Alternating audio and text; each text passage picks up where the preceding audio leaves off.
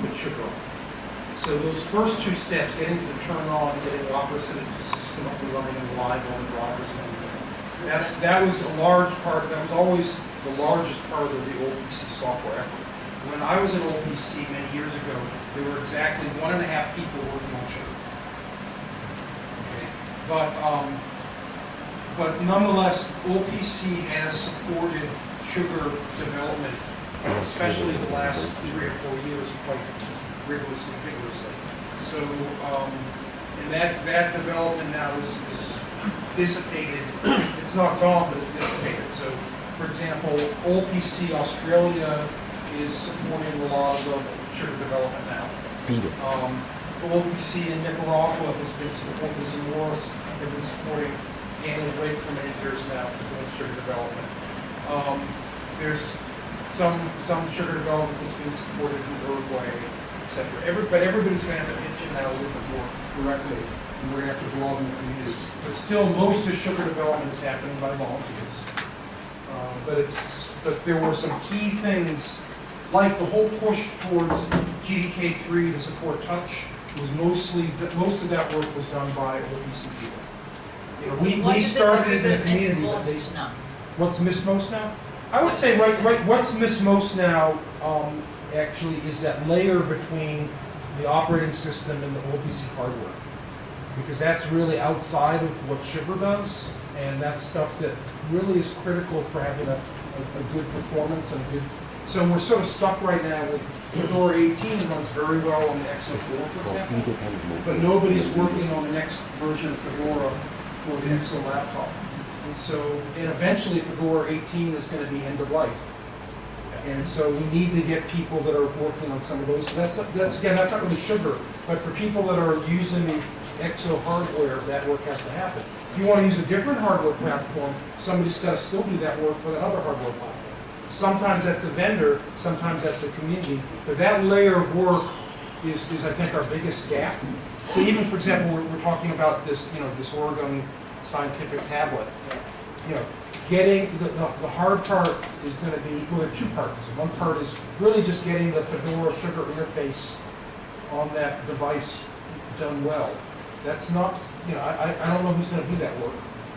And then there's sort of refining sugar to make sure that the sugar experience itself is really good on that device. Sugar Labs will do most of that part of the work. So every time you switch to a different platform, there's this layer that is sort of in the middle, this sort of nowhere land, and somebody's got to do that. How did Sugar Labs do? Sugar Labs is 100% volunteer organization. We don't have the funding. I raised a little money this year. I got a good grant from TripAdvisor to support TurboRJ activities, for example, and some internationalization. But I go and sort of cherry pick where I can find some funding to throw at certain types of things. But we have no developers on payroll, for example. It's all volunteers. So it seems to me that funding is a really important conversation here, and that corporate partnerships might offer some answers if someone has the strategy to approach and develop that.